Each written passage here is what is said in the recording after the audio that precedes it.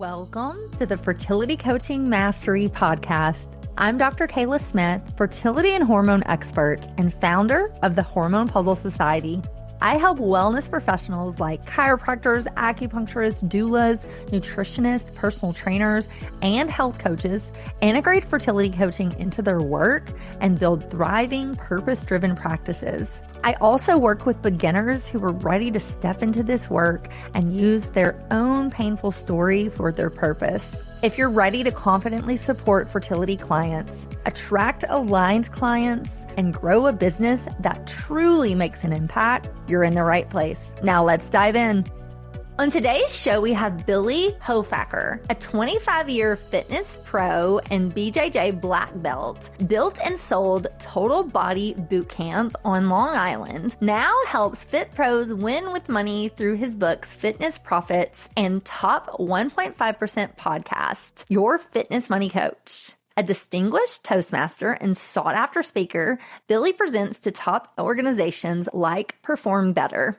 On today's show, we are going to talk to Billy all about passion to profit, foundations that every coach needs to build a thriving business. We're going to dive into values and mindset and vision and purpose, and even talk about finances.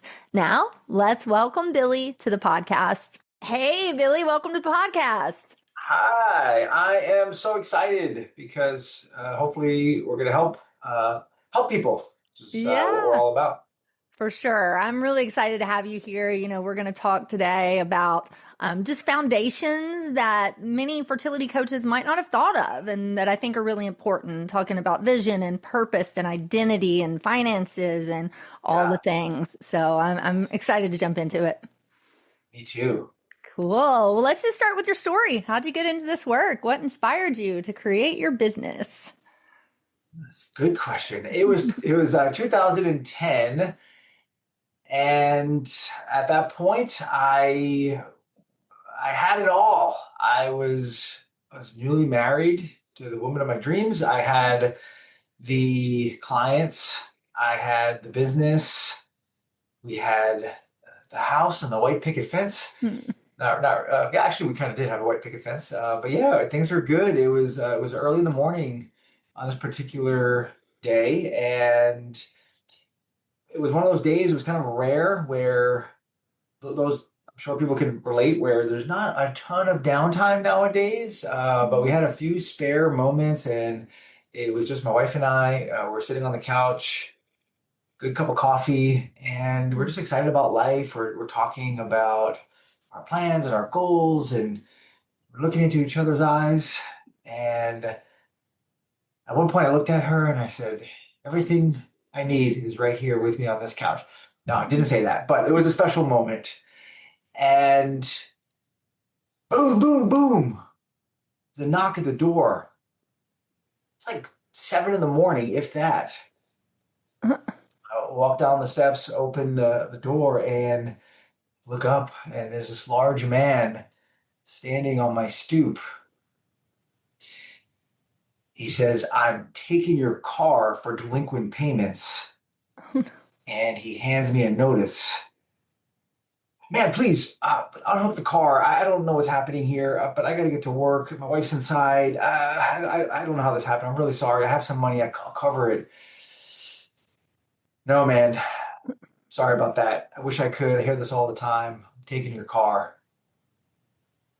And now I'm standing looking into the street as he hooks up my car and takes it away. And I'm like, what am I going to do?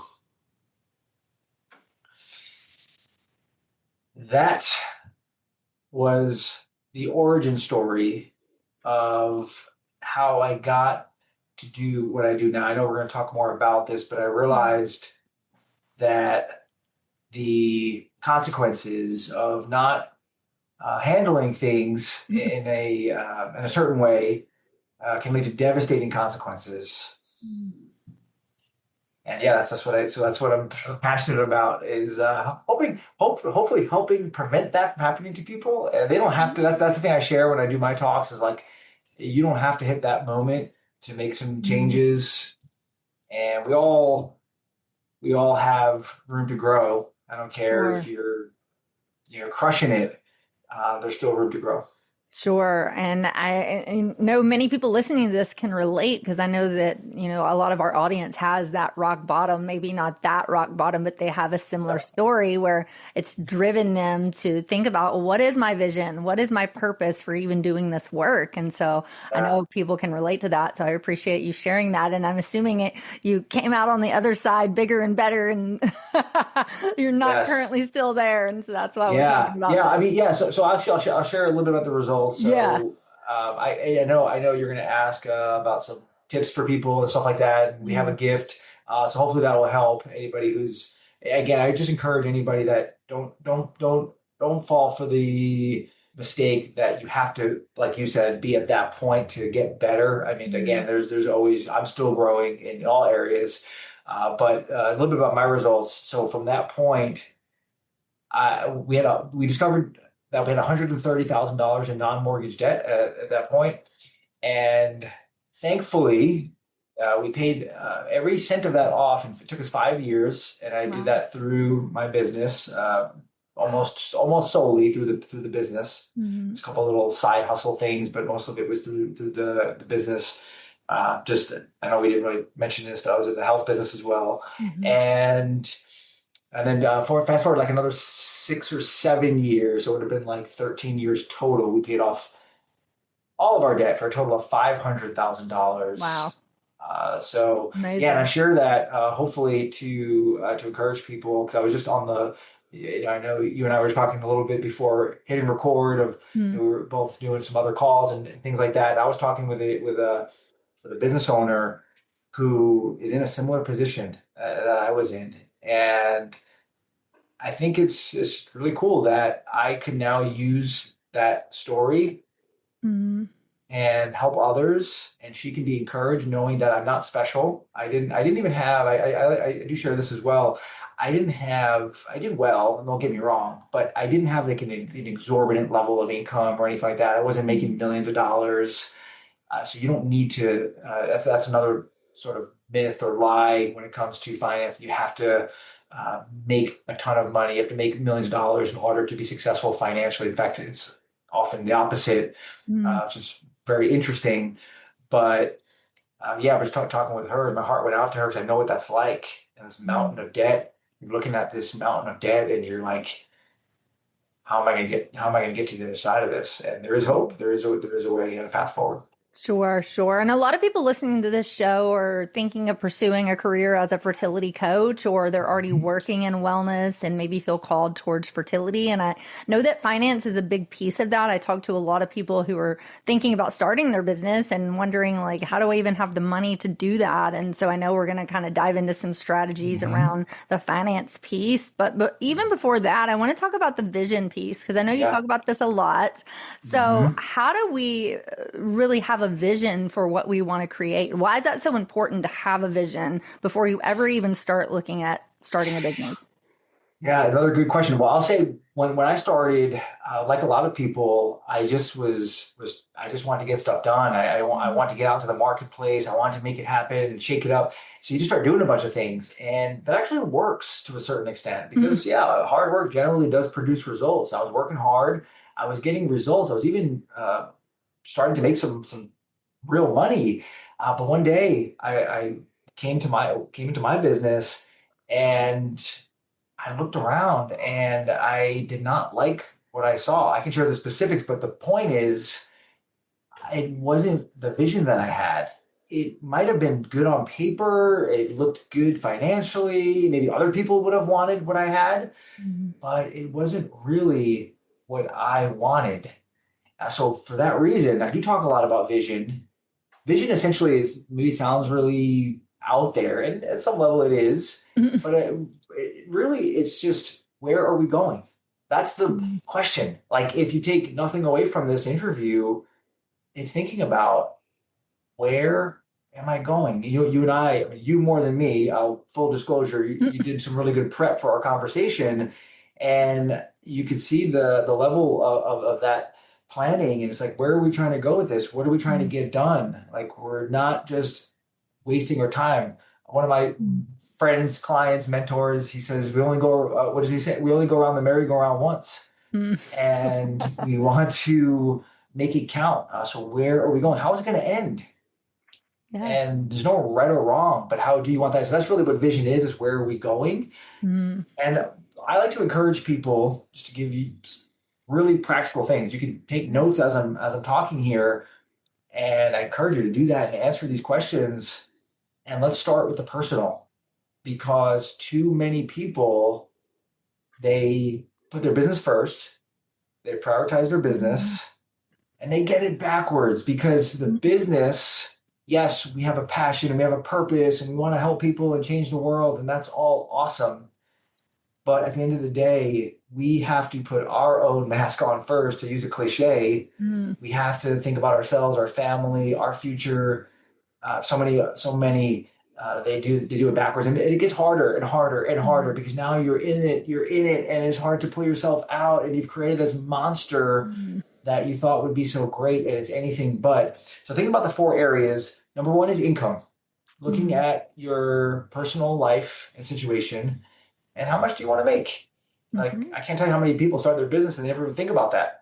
How much money, first off, do you need to make based on your responsibilities? It can be different for everybody. Some people, there's more than one earner. Some people live in a high cost, low cost. I mean, there's tons of different factors, but figuring out, what do you need to make? And then what do you want to make? Because those might be different numbers. Yeah. I need to make X to cover the things that I'm doing, but I want to also do some of these other things. I want to build for the future, and lots of other ideas. But income, start there. Then lifestyle, big one for business owners. This is another thing I was just talking with that same client about, is what do you want your lifestyle to be like? Everything. Like the ideal day, you might have heard that before. When are you waking up? When are you going to bed? What are you doing in the middle of the day? Where are you going? What's it like when you get there? Like all those kinds of things. Like, what is your lifestyle like? This is going to relate to the next one, which is family. Are you home for dinner? I was at a conference this past weekend, as you know, I shared that with you, and I saw somebody had a shirt. It said something like, make an impact, make a profit, and make it home for dinner. I just thought that was really cool. That's cute. It's thinking about the family, and that could be vacations.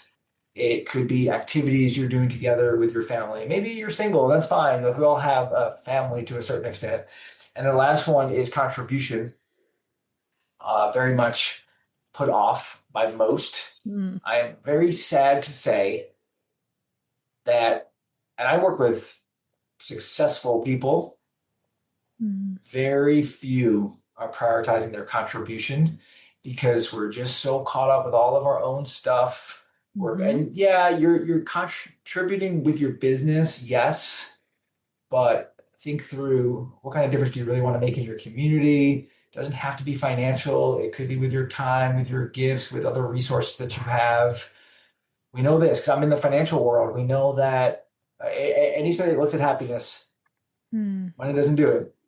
Never does. And we all fall for that trap. But the happiest people are the ones that they're contributing, they're giving, they're generous. And coincidentally, they end up making more money. And that's like a byproduct. So that's where I would start with vision. And then we also have the business, which is, we can go off and running into that as well. But yeah, thinking about the different areas of your business, and same idea. How do you want those to look? How do you want your sales and your marketing process to look? How do you want, if you're going to have a team, who are you hiring, and what types, in what order? We can talk about that. But thinking about your systems, your client journey, the life cycle of your client. They reach out to you for the very first time. What happens? Book an appointment. What happens then? You and I booked this podcast, and I'm getting emails, and I'm getting systems, and there's a lot of work that's been put behind that. It's the same thing for our business. How do we want that to look? And I know we're going to talk a little bit about values as well, but that would come into play for sure. I love all of that. And these are all things that I do teach inside my fertility coach certification program. But I'm listening to you talk, and I talk a lot about creating the life that you want before it ever even happens. And Yeah. so just listening to you writing down, how much money do you want to make? What does your lifestyle need to look like? What is your family and your contribution?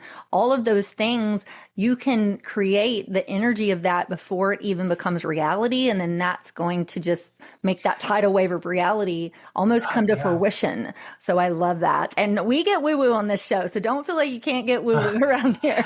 Well, 100%. I would even argue that you almost have to do it that way. Yeah. Because I know we're going to talk about that as well. Because I think you're big on mindset. Yes. And I'm going to have you on my show, and I'm also big on that, where you have to see it. You have to believe it, and we're going to talk about that on the mindset piece. But to your point, you have to set those intentions. You have to decide. It's like that quote, right? Most people decide, they end up right about where they decide to. Mm-hmm. Yep. Like the average person, they're just never thinking about these things. So what happens? Just whatever. Right. They get more of what they've always had, not what they want. Yeah. Mm-hmm. I love that. And so let's talk about values too, because I want to lead into that. You know, I know you talk a lot about values, and we've talked about vision, but talk about if your values and your business are not aligning, how that's just going to create conflict. You know, we have to have those two things have to be in line for us to, be successful. They do. They work really well together, because your vision is where you're going, and your values are how you're going to behave to get there. And some of these words can be overwhelming for people, especially if they're newer to the business. But really, value, what is it? It's like, what's important to you? People ask me, well, I don't know. Like, how do I know what my values are? There's lots of great resources. I could share some, but ultimately, it's what is really important to you. I like the core idea, the core value. It's who I am to the core. It's not necessarily what Pat Lencioni calls a pay to play value. That would be something that anybody would need to be successful. Like, I'll just give you like a kind of like probably a terrible example, but we're really nice to our customers. It's like, okay, like, are you going to be successful and be rude to your customers, right? It's not really like a core value, something that's different about you, but it's like, really, what drives you? What makes you tick? And as you're thinking through that, one of the best ways I have found to think through that is to ask yourself, what really, excuse my language, but what really pisses you off in other businesses? What do you really hate? Like, what are you willing to actually get into it over? Because like the hill that you'll die on. That's usually the opposite, right? Whatever that thing is. I hate when I go to the doctor and I'm treated just like I'm nobody, right? Like, oh, I'm not even a person. It's like I have no soul, right? They're just like treating me like I'm just another number, So I hate that, right? And it is true for me, but it was just an example. So my core value might be connection. I really value, and that is true for me. Like, I really value that deep connection. So therefore, I'm not going to create a business that doesn't incorporate a deep level of connection. I am going to create a business that thinks about that every step of the way. When I'm designing my client life cycle journey, how are they feeling connected at this point in the journey? What if they tell me they're no longer working with me? How do I want to show up in that scenario based on that value? Am I just going to ignore their notice, or am I going to say, you know what? We're going to miss you, and I really thank you. Really appreciate the time that you've worked with us. It's meant a lot to me, and I really value you, and I wish you the best. And little things like that change everything. So yeah, I think values are very underrated, underutilized, and people think, oh, I just naturally like do that kind of stuff. Maybe when you're really small, but as you grow, and Mm-hmm. other people are getting involved, more clients, and maybe other people helping you on the service and delivery side. Mm-hmm. It's really important that those things are documented, they're communicated, and they're lived by. Yeah, and I completely agree with that. And I think it's important to have a list of values for how you show up in the world, but also Mhm. for your business and write that down, especially as you're getting started new, because sometimes, like you said, you start and you're just doing all these things and then it's like the snowball rolling down a hill, but you Yeah. have to stop and really get these core pieces in place before you grow so big that you never do it. And then you're running a business with no values.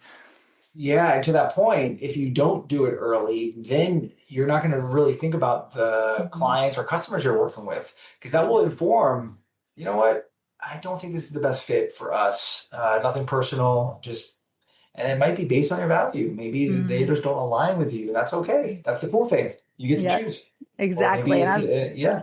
Yeah, I've had to let a few clients go myself, Hmm. and it's never an easy conversation, but it's good No. for both of us. And, it Hmm. keeps your sanity. So I think having that in place in the beginning is really, really important.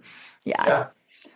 And I know you talk a lot about mindset, as I do as well, but let's talk about that piece because, especially for new coaches that are just getting started, especially as a fertility coach, I hear imposter syndrome a lot. Like, who am I Hmm. to teach this? I don't know enough. I'm not enough. Talk to us about that piece. How do you coach around imposter syndrome? Yeah.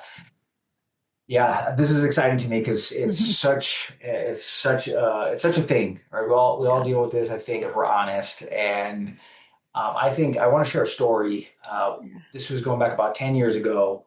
I was at a business conference. I had gotten there the day before, and it was early in the day, and it was I was living in New York at the time. This was in sunny California, beautiful California day. I'm at a coffee shop in the outside patio area, sitting there. I have a cup of coffee and a delicious book, just relaxing. Phone rings. On the other end is the receptionist of the doctor that I had just gone to, and she says, "Mr. Hofacker, I'm calling you regarding your recent visit and your blood work, and we need to talk to you about that. So we need you to come in as soon as Mm. possible." I said, I'm away right now, and I'm going to be about a week before I can get back and do that. Okay, no problem. Just as soon as you can, please. We need to have you come in. Okay, thanks. Get back. I open my book up, and it hits me. I've never had that call before, where the doctor needs to see me. Thankfully. Mm. Wait a second, I'm going to be away for a week. What is this about? I call right back and say, hey, I'm really sorry, but I'm going to be away for the week. And I just feel like I need to know what this is about. Mm. She says, we really need you to come in, but hold on a second. Doctor gets on the phone Mm. and he says, Mr. Hofacker, I'm sorry to inform you, but you have diabetes. Mm. Diabetes? How could this be? I've never heard anything like this. I've always been super healthy. He said, yeah, it's true. And it's actually pretty bad. We need to get you on medication. I'm wondering if I could call it into California and we can work that. I said, listen, this is a lot. I said, I'm just shocked. I said, I'm going to have to call you back. I hang up, I do the only thing I could think to do, and I call my mommy and start crying. Like, how could this be? I've always taken such good care of myself. I then call my sister, who's a medical professional, and Mm. she says, this is kind of rare, but things happen. And I've seen crazy things happen. And based on the numbers that he gave, she said, yeah, it seems like it might be the case. I go through the whole process. I grieve. I finally find acceptance. I'm going to deal with this. I find myself adjusting things. I really clean up my diet because I'm getting tired very easily. I find that I have to scale back my workouts. I'm still working out, but I'm lowering the intensity because I just don't have the energy. And I even decided I was growing my business at the time. I decided that I was going to cut back and just I don't want to. I can't handle too much stress at this point. Mm. Sure enough, I get back from the trip. I schedule my appointment, and I'm going to get my treatment plan now. Mm. I'm sitting in the doctor's office, and on the TV, the news is playing. It's a young man, 29 years old. He has terminal brain cancer. And he's giving an interview. He's got a wife and a young child. He says, I just want to leave legacy with them, and I just hope that I've instilled the values in them that I needed to. And so I say a prayer. I say, God, thank you that this is not worse for me. Mm-hmm. Mr. Hofacker, the doctor will see you. I go in, doctor standing there. He's got a clipboard with a bunch of papers. He's fumbling through, and he says, I'll be right back. I said, hey, doc, what's going on here? I don't know, something about a mistake. He says, I'll be right back. Walks out of the room, and I pray again. Walks back in. Mr. Hofacker, I have to apologize profusely, but you do not have diabetes. Oh my God. We mixed up your blood work with another patient's. I didn't know if I wanted to give this guy a big hug or I wanted to punch him right in the mouth because he just for the last week made me think I had a disease that I did not have. Oh my gosh. And the reason why I share that is because I felt sick. I felt tired. I would actually get dizzy at times if I felt like I was overexerting myself. Nothing was wrong with me physically. I believed I had this disease. Therefore, I felt like I had it. And we do the same thing with our finances. We do the same thing with our business. We have these beliefs. I am not good with business. I'm not good with money. I don't have what it takes. I'm too young. I'm too old. It's too much work. I can't do it and also have a life that has balance. I mean, you could just fill in the blank with tons of these that we all deal with. I don't know enough. I don't have the right certifications. I'm not a salesperson. I mean, again, we can go on and on. And until we address that, that's what I said at the beginning, is that we think that we believe something when we see it, but science has actually shown the opposite. We believe something and then we see it, and you know that because you've done the whole thing where when you got a new car, you started seeing them everywhere, but you never saw them before. When you believe it, you will see it. When you believe that you are capable, you'll see that you are. When you believe that you can learn sales, you'll see that you can. When you believe that you can develop systems, create wealth, have a happy life, all those things, then you'll see that it's possible. I love but that. you asked me how to do that. So if I'm not jumping ahead, I'll share that. Yeah, that'd be great. Yeah. Go ahead. Yeah, I was just going to say, I was going to add, I see that a lot with the fertility patients that I work with and clients. You know, they believe that they have infertility, and then they create that they are their diagnosis, and then that affects their ability to get pregnant. And so the coaches listening to this show, I want you to realize that we talk a lot about mindset and beliefs, and these beliefs are just not true, and we can work around them. So I love that you say that, and it's so powerful. Yeah. So give us your tips. Tell us how we work through this. Yeah. So there's going to be 4 questions, and you can do this right now. I guess you can pause it. You can go back to it later, but writing it is better. You can do it in your mind, but writing it is better. So the first question after you write down your belief is it true? Is it true? So let's make up an example. Can you give me an example that somebody might have, and we'll go through. What's a belief that they might have that we're going to start challenging? Let's see. I don't know enough to coach somebody through fertility. Perfect. That's a really good one because we all deal with that. So number 1, is it true? And here's the kicker with that one. They might say, it is true. I've only been doing this a year, right? And I'm not going to say that you're crazy. It's understandable why you would think that. Okay, wait to the next question, right? The next question is, am I certain that that's true? And I think if we're honest to this person that we're imagining, you would have to say that you are not certain that it's true, that you don't know enough. Because know enough is just a relative thing. It doesn't even mean anything.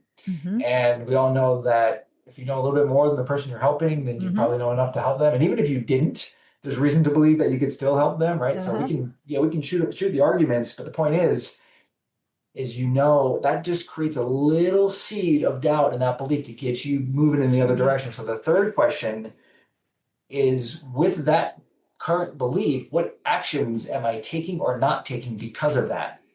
So now what you're doing is you're acknowledging that belief, even if you thought it was true, is not helping you. It's not useful to you. I don't know enough to coach somebody in this area. So what does that do? Well, I'm probably not learning what I need to learn to get better. I'm probably not sharing with somebody. I'll make you feel guilty in a healthy way. You're holding back the gift that you have to change somebody's life because you're telling yourself something that isn't useful. Because you know that you don't know enough. Now that person may suffer without the knowledge that you can help them with, and the coaching and the support. And the final one is, who would I be without that belief? And then it gets powerful, because you start realizing, who would I be if my belief was either, how about just the straight opposite?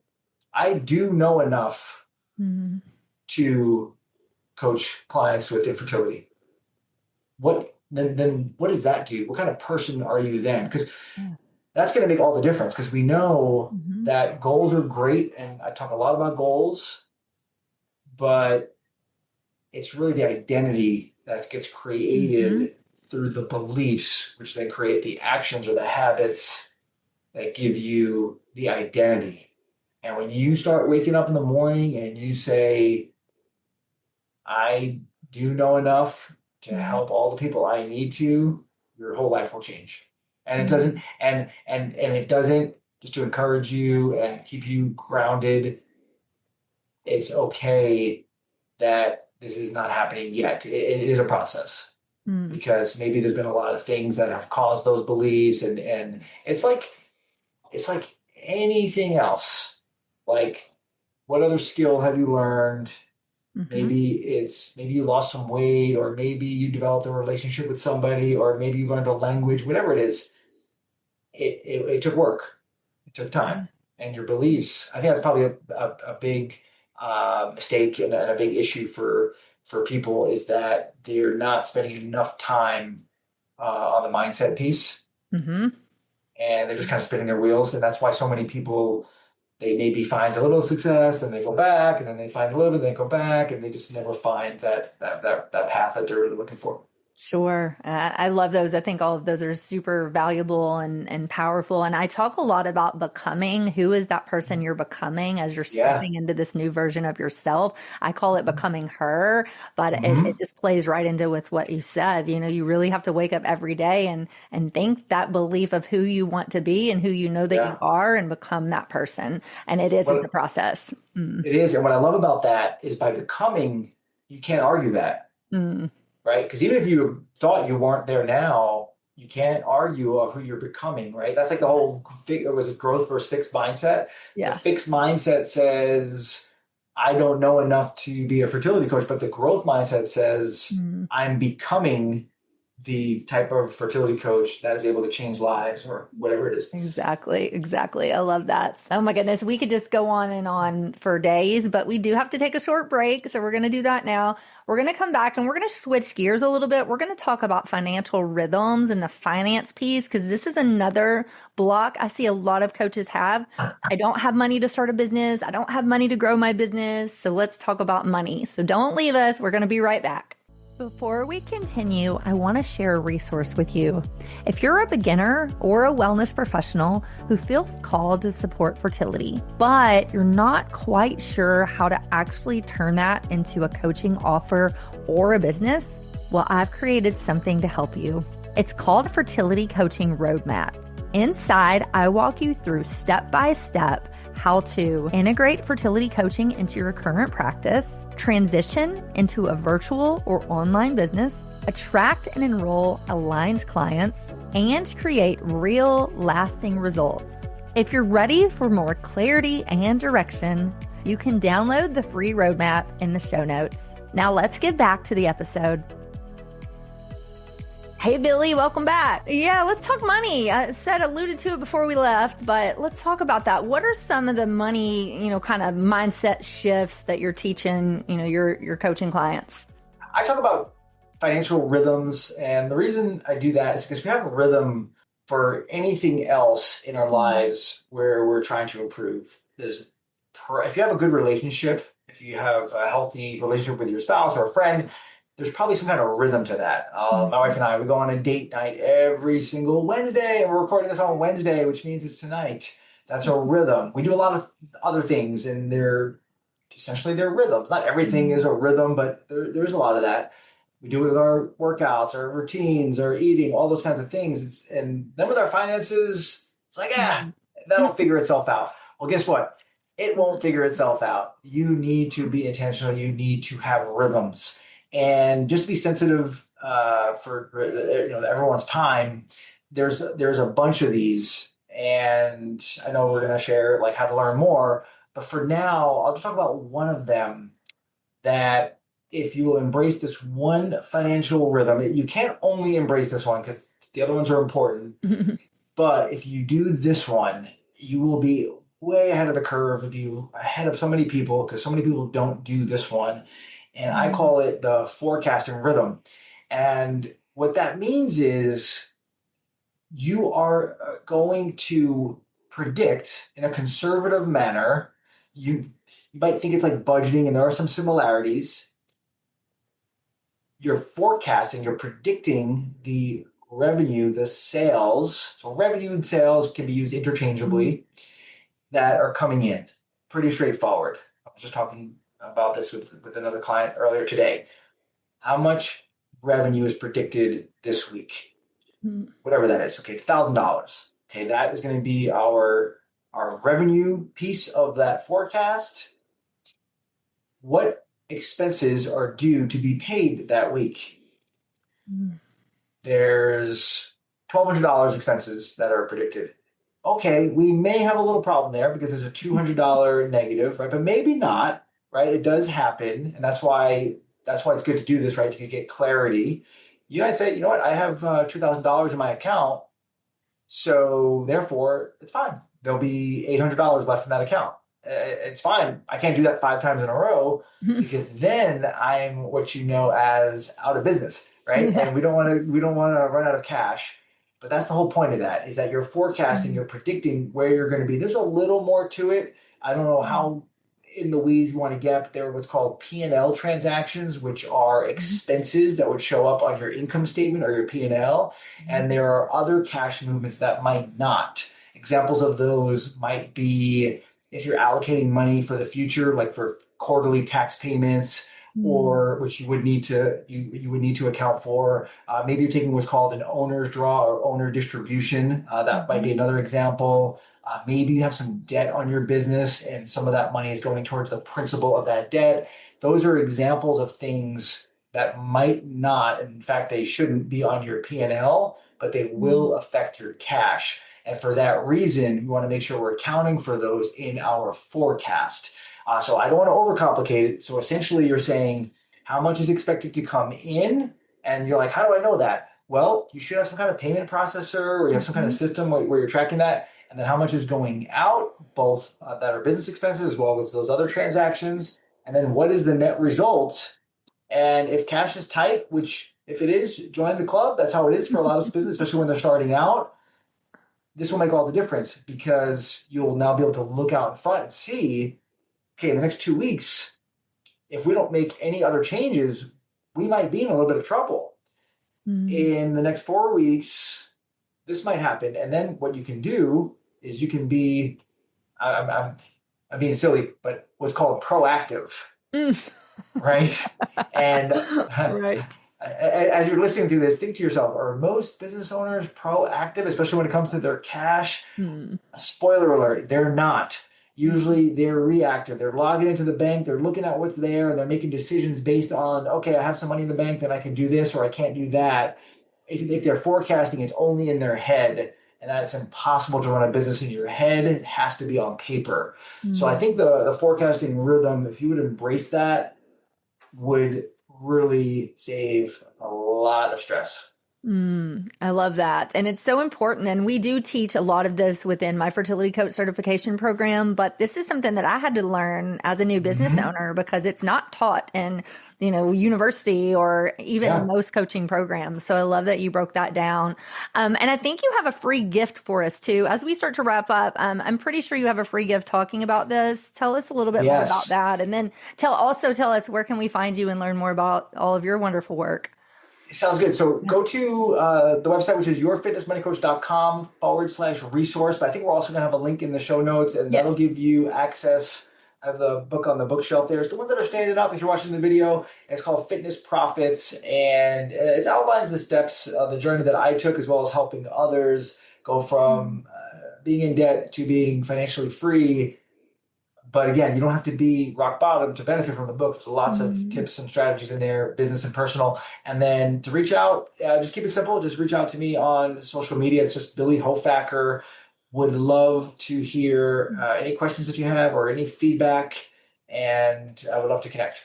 Amazing. And we will have all that in the show notes. So it'll make it really easy for everybody to find you and follow you and read your book and learn all your wonderful gifts. So thank you for saying that. And thank you for being here. Any final thoughts? What do you want to leave us with? I think the key theme here has just been intention, just being intentional. So don't just it's like make it happen.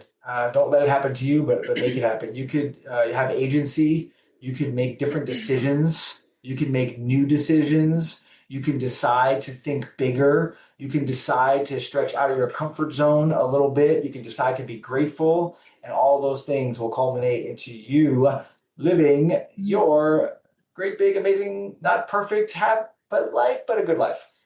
I love it. It's amazing. Well, thank you again for being here. Awesome. Yes, my pleasure.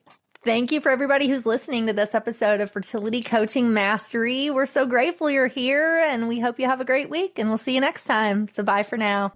If this episode resonated with you, make sure you've subscribed so you never miss a new one. And if you found this helpful, I would love for you to leave a review or share it with another practitioner who's ready to step into fertility coaching.